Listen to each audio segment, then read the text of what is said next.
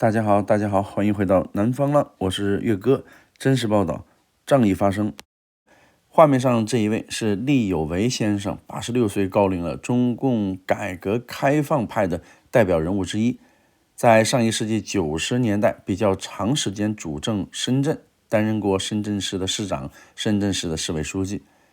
厉有为最新的关于中国经济发展的一份意见书，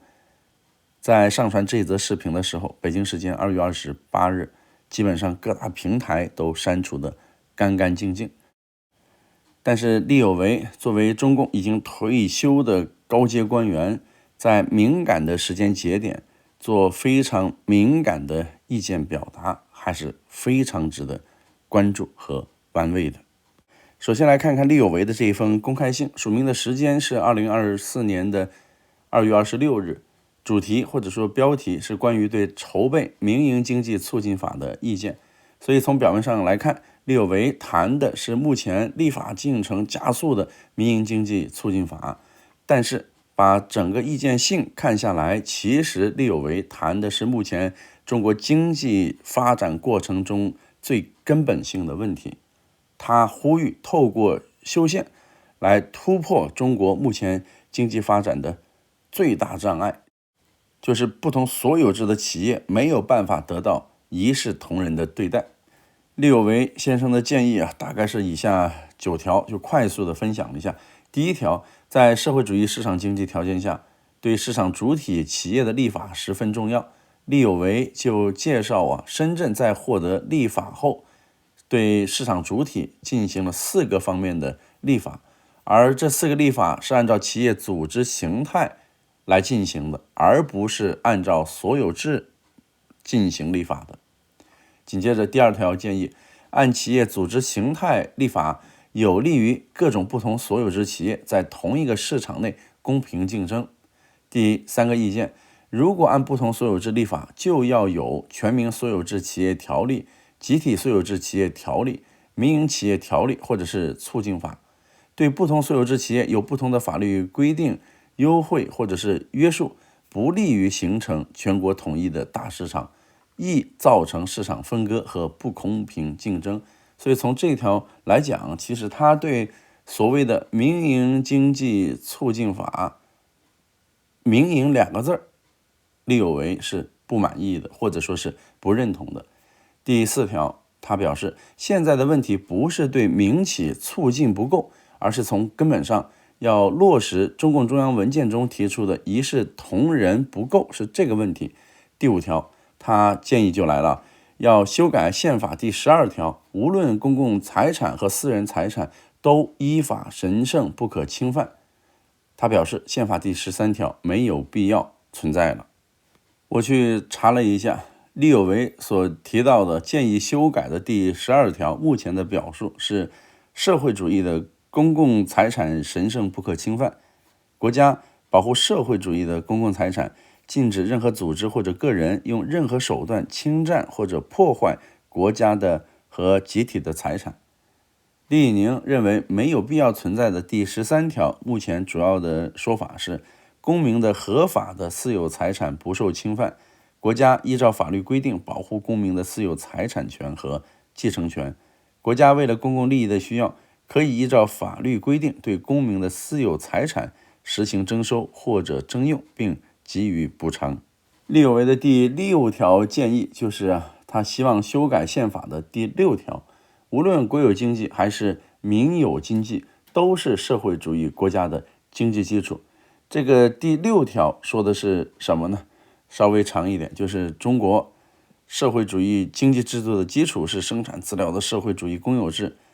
社会主义公有制消灭人剥削人的制度，实行各尽所能按劳分配的原则等等。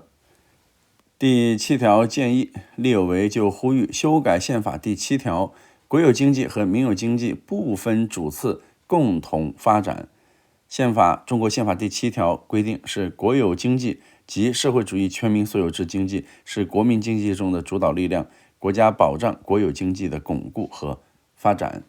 厉有为第8条建议就是修改宪法第42条第3段，在各类所有制企业中，做工的中国公民都是国家主人，都要以主人翁的态度对待自己的劳动。那么42条第3段，它主要的说法就是劳动是一切有劳动能力的公民的光荣职责，国有企业和城乡集体经济组织的劳动者都应当以国家主人翁的态度对待自己的劳动。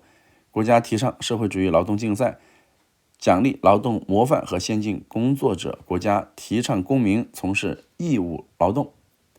利有为的第9条建议就是宪法要增加政府转变职能的条款，政府由全能型转变为服务型为主的政府，对企业的生产要素配置和资源配置以及发展混合所有制经济，以市场为主导配置资源，政府退出主导地位。这就是利有为先生的9条意见了。他在文章最后就表示，以上意见供立法和修法参考。因为他最近得知中国正筹备民营经济促进法，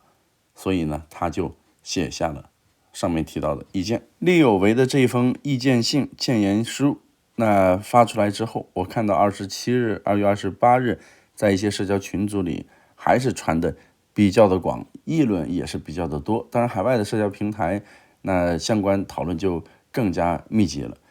之所以会引来这么多的关注，我觉得第一点当然就是说，虽然中国的宪法在中国的这个位置感觉很多人不以为然，但总的来说，即便在中国修宪也是一个大事情。但是利有为的公开信一下子就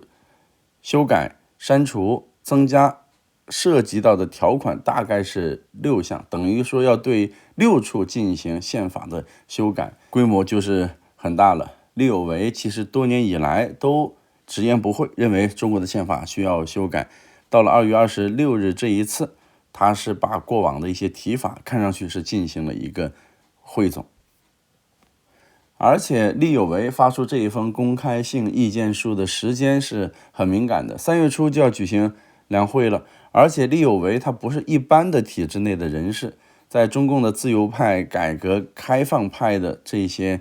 官员或者是体制内人士之中，他的影响力是显而易见的。所以一般的理解，中国官方当然也不希望在两会之前，比如说一些人大代表、一些政协委员去看利有为的公开信。如果说这些人内心果然被触动，再去向官方提意见，恐怕官方那也不乐见这样的情况的发生。当然了，利有为先生这份意见信在一定时间之内流传很广，它最重要的根本的原因还是说击中了中国经济目前发展中的最大的难点和痛点。是什么痛点呢？如果用相对学术化的说法，因为不少的学者、体制内的人士是这样用的，就是说目前中国的所有制平权没有发生，或者说所有制鸿沟已经是阻碍到了经济的发展。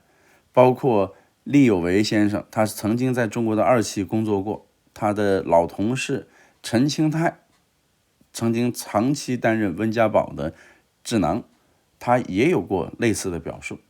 最新的就是目前中国学界很知名的体制内的学者刘世锦先生，也是有专门的一些讲话出来。如果说稍微直白一点，所谓的所有制的鸿沟打破，那其实它针对的是中共2个毫不动摇的经济体制。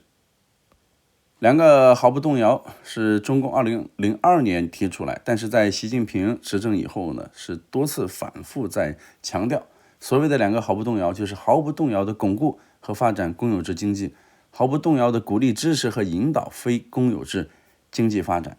谈到所谓的2个毫不动摇，中国体制内的这些官员学者，包括前面提到的几位，要么就是没有提及回避了2个毫不动摇，要么呢有一些在公开的场合还是高举这一面红旗。但是按照他们的表达的意思，按照他们的思路来看，这2个毫不动摇从文字的表述上来看，显然就是所有制没有实现平权。因为对公有制经济、对非公有制经济，首先是做了这样的区隔，所有制上的区隔。另外，对这一公有制经济和非公有制经济发展，其实中共所给的支持的力度是不同的。我也看到中国大陆媒体一些报道，援引了一些企业界人士的说法，有一些民营企业家讲的已经很明确了，我们不要两个毫不动摇，我们只要一视同仁。也有一些民营企业家在社交平台上就表示，他们对前途还是很迷茫。为什么这么说呢？因为他们认为中国官方现在出台民营企业促进法也是迫不得已，迫于形势嘛。那么好的方向就是说，出台法律文本有利有为这样的专家献制献策，如果上下重视，或有可为。所以他们还是能够看到一些所谓的光明面。但是为什么又迷茫呢？有教育界的民营企业家就表示，举了个例子，你看民办教育促进法从颁布到现在已经是22年了，但是中国的民办教育包括民间这种培训那其实不是强化了，而是弱化了。所以言外之音就是担心民营企业促进法最后也起不到作用。大约是利有为的这一封意见信比较的敏感然后关注度非常的高。那么到了2月28日，你去中国的社交平台去看，很多的文章是已经被删除掉了。中国官方有没有说直接回应利有为的这一篇文章呢？那我是注意到2月25日，中国一家央媒《中国经济日报》刊出的一篇评论，就是谈要坚持两个毫不动摇。那么27日、28日这几天中国不少别的央媒都在进行大幅度的转载。这篇评论文字一个核心的观点就是两个毫不动摇的提法，既是对国有企业的明确肯定，也是对民营企业的极大鼓励。其实这个说法包括前面在内的这些官员学者都已经批判了比较久的一段时间了。稍微早一点中国也有一些央媒就特别提及坚持两个毫不动摇，特别是要坚持公有制主体地位不动摇。那它是巩固中共的执政地位，坚持中国所谓社会主义制度的重要保证。所以经济制度它又连接着共产党的执政地位，所以那两个毫不动摇，外界包括体制内的人士想去动摇一下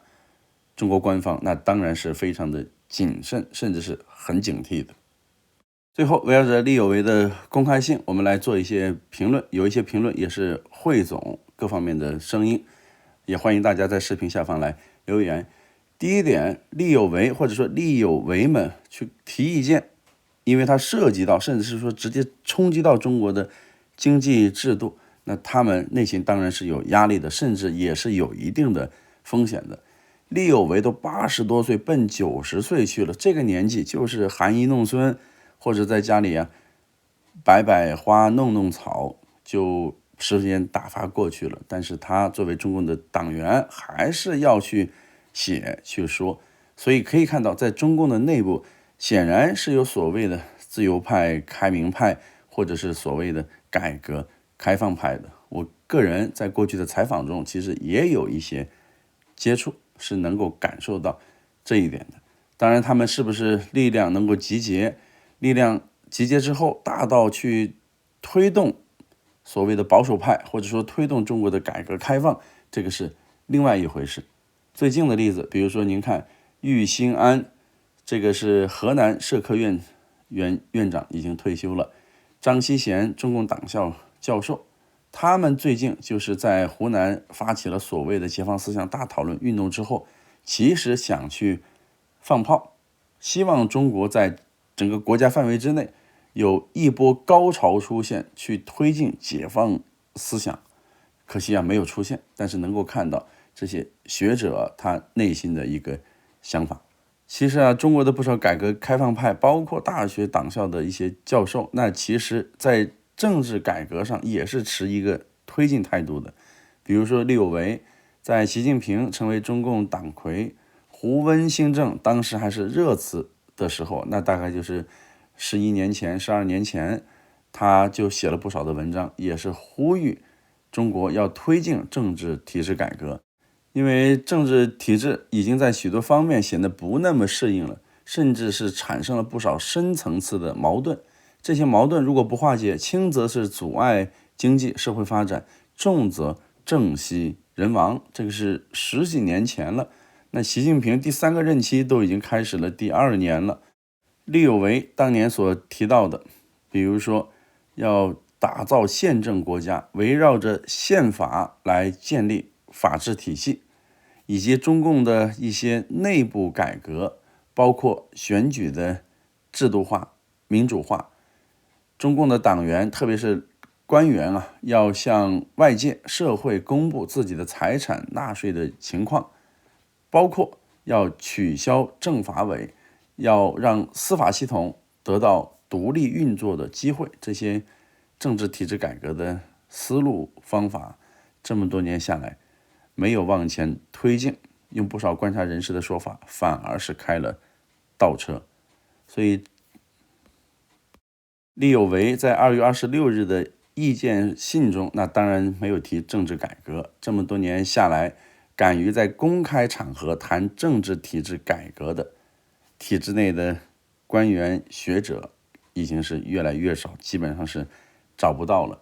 但是内心的不满，那不排除转化成为愤怒，就等待一个时间点会爆发了。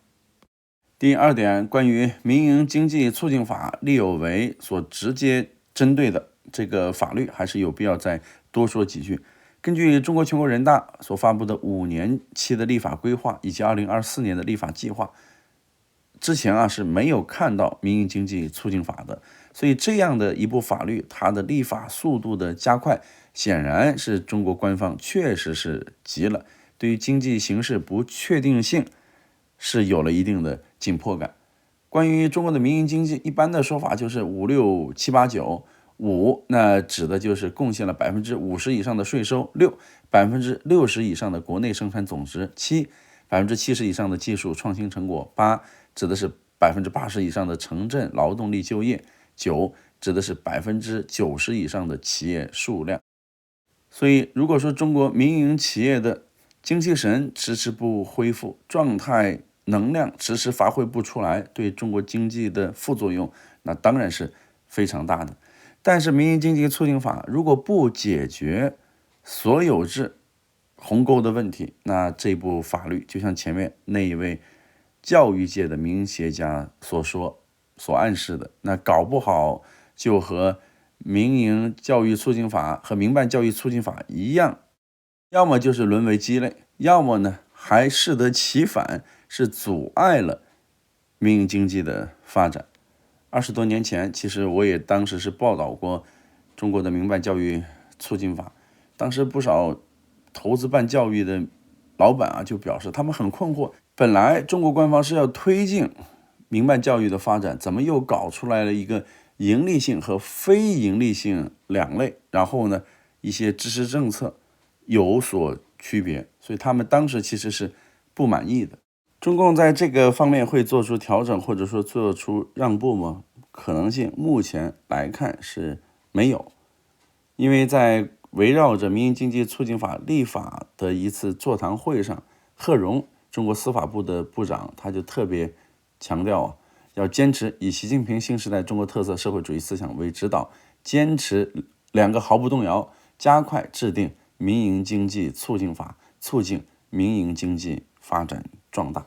所以还是一个老问题，就卡在这儿了。那2个毫不动摇，对于公有制经济和非公有制经济，它的发展的思路、支持的力度其实是不同的，而这种不同就会造成不公平。当然比较有意思，也是很值得玩味的，在2月28日，中国国新办是举行了一次国务院政策例行吹风会。在这次会议上，司法部副部长胡卫烈他就有一番说法，围绕着民营经济促进法。现在根据中国央媒所披露的信息，看上去胡卫烈就没有提要坚持2个毫不动摇。他的讲话的要点主要是说，民营经济促进法立法工作已经全面启动，司法部下一步将会同相关部门积极稳妥加快推进立法进程，切实从法律制度上把国企、民企平等对待的要求用应时的措施落下来，依法保护民营企业产权和企业家权益，促进民营经济健康发展。这个说法出来，就目前的情况来说呢，也只能讲很大程度上是调动了民营企业家的好奇心。但是如果设想用口或者说口惠而实不至就能够满足这个精英群体的话，那显然想法太幼稚。以上就是今天的节目了，感谢各位的宝贵时间，特别的还是有请朋友们多评论、订阅、点赞、转发、打赏和会员支持，谢谢各位。